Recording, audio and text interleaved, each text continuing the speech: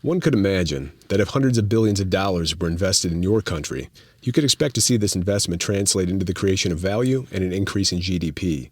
If you were in the US, China, India, South Korea, or Indonesia, your expectations would be reality. Each dollar of foreign direct investment, FDI, correlating to an extra $2, $3, $4, or even $5 of increased GDP. With the right policies, a country can readily absorb foreign capital and convert it into value, jobs, and prosperity. With the wrong policies, you get a money incinerator. In this video, we explore how the countries of the European Union took in $13.3 trillion in foreign direct investment between 2000 and 2023, nearly 2 times more than the US and more than 3 times that of China, and seemingly torched it.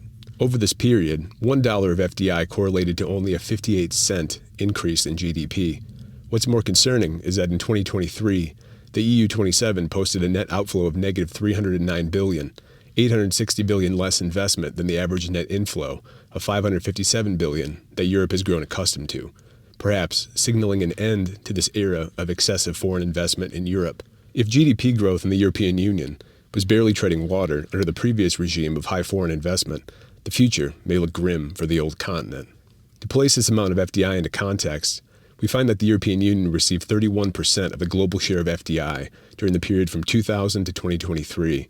The US received 16%, China 9%, and India less than 2%. China capitalized on this foreign investment, powering itself from an impoverished nation into an economic superpower in the span of only 20 years. This is reflected in China's share of the global GDP, which reached nearly 17% in 2023.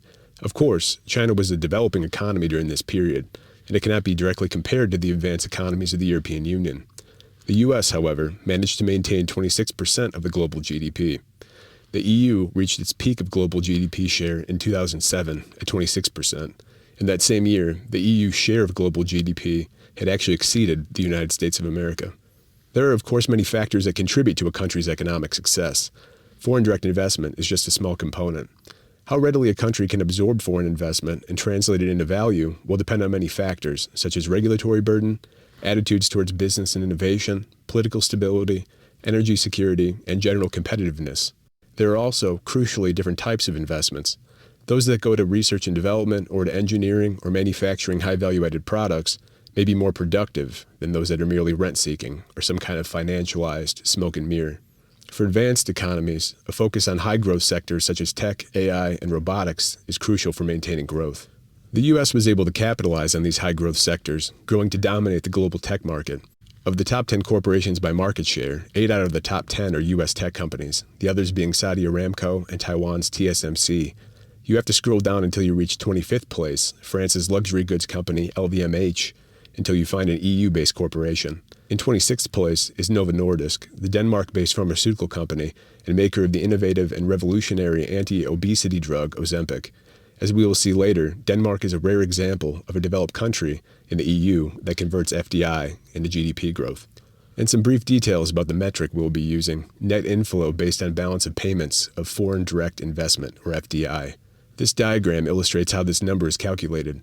Net inflow equals inward FDI minus outward FDI. The balance of payment, BOP, is a record of all international economic transactions between the target country and the rest of the world. If net inflow is positive, it indicates that the inward flow of FDI is greater than the outward flow of FDI. If the net inflow is negative, then the target country's investment of capital in foreign countries exceeds the amount of FDI that it takes in. In the simple example using the U.S. as a target country, China and Germany each invest $200 million into the U.S., totaling $400 million in inward capital flow. The U.S. invests $100 million in both China and Germany, totaling $200 million in outward capital flow. The net inflow of FDI for the U.S. in this example is positive $200 million. Here we take a look at the snapshot of the FDI, net inflow based on BOP, for the U.S., the European Union, Germany, China, India, and Vietnam. First, we can note that the FDI for the European Union greatly exceeds the U.S. and China by a factor of 2 and 3 respectively. There is a sizable amount of intra-EU investment and money shuffling, but generally the net inflow metric should help to mitigate or net out any excessive double counting of FDI within the EU. For example, if Germany invests in the Netherlands, this outward FDI from Germany will be balanced in Germany's net inflow calculation. We can also note that the FDI reported by the World Bank for the EU 27 bloc totals up to the individual FDIs of the 27 EU member states.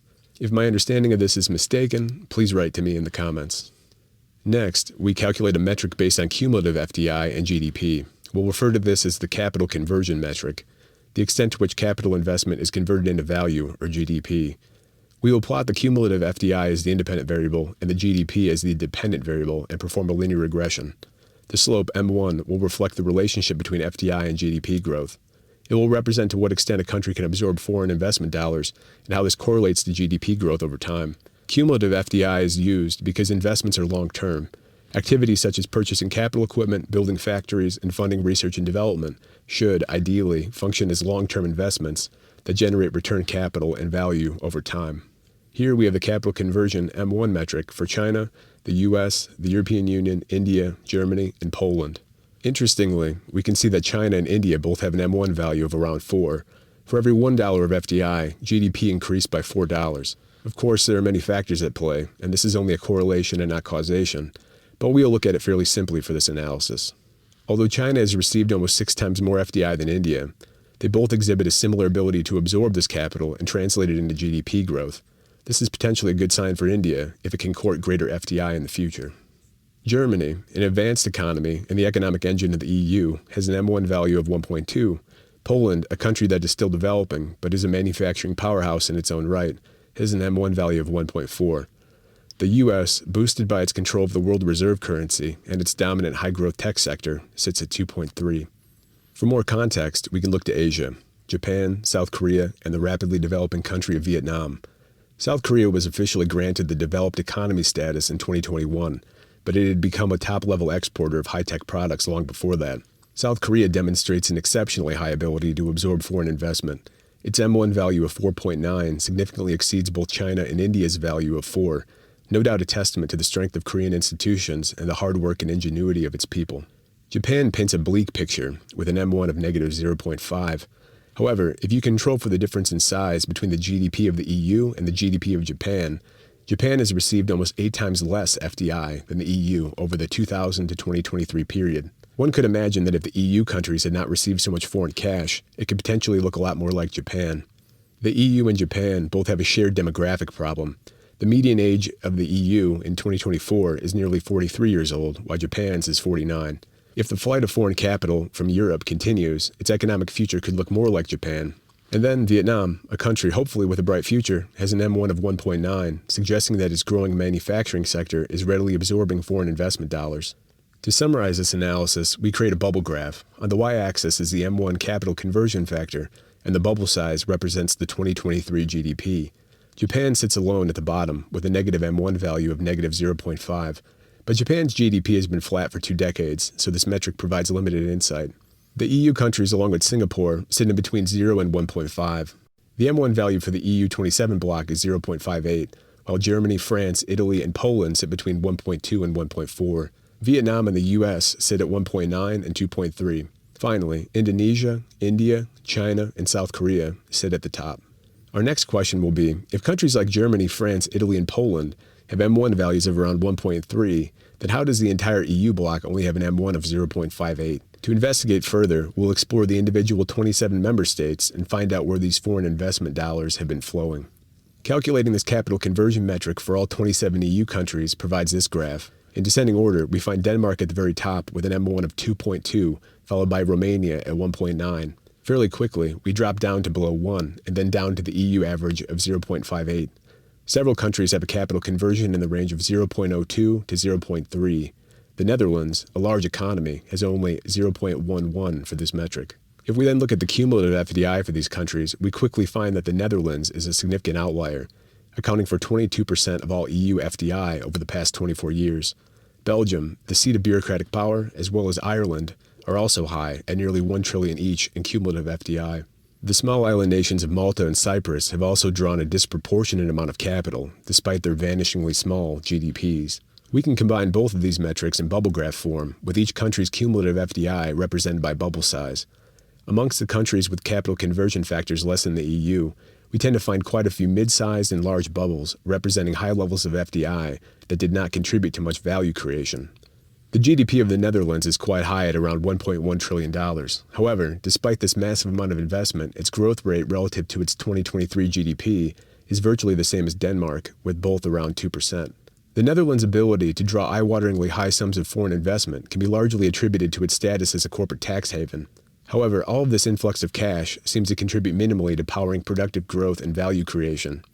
And it seems money has begun to flow elsewhere. Despite its high cumulative FDI of almost $3 trillion from 2000 to 2023, the Netherlands has posted negative outflows of FDI since 2018, amounting to over $1 trillion in net capital outflows.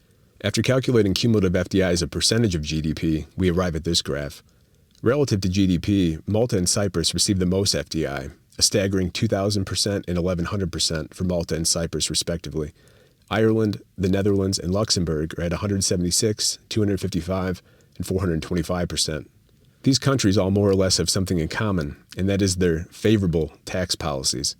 In an attempt to avoid the oppressively high tax regime present in much of the EU, capital flocks to these countries and seemingly does not do a whole lot to contribute to increasing the GDP of the European Union. Overall, we find that 51% of the EU's cumulative FDI went to countries with a capital conversion, M1, of less than 0.5. Although this is a simple analysis, it sheds some light on the problems of Europe. The high levels of consolidation amongst European corporations stifles competition. High regulatory hurdles discourages innovation and new business formation. An aging population places more burden on the welfare state, requiring higher taxes. The high tax burden leads to capital flight and, worst of all, brain drain. Those who are able, the wealthy, shelter their money in tax havens. Those who can't afford to leave, the working middle classes, have more of their hard-earned money appropriated by the tax man. Energy policies that rejected nuclear energy in favor of Chinese solar panels and Russian gas lead to higher energy prices and energy insecurity. A war on the continent with your main energy provider further increases energy costs and input for all goods and services, further fueling inflation and decreasing competitiveness. The war requires reallocation of state resources away from the already underfunded welfare state to the defense sector, exacerbating the problem. Unrestricted immigration, without sufficient economic growth and high-quality employment opportunities, leads to social tensions, unemployment, resource scarcity, and resentments. All interconnecting factors forming a series of feedback loops, all things supervised by experts and overseen by the mass state. Or, as we are led to believe, it was all inevitable.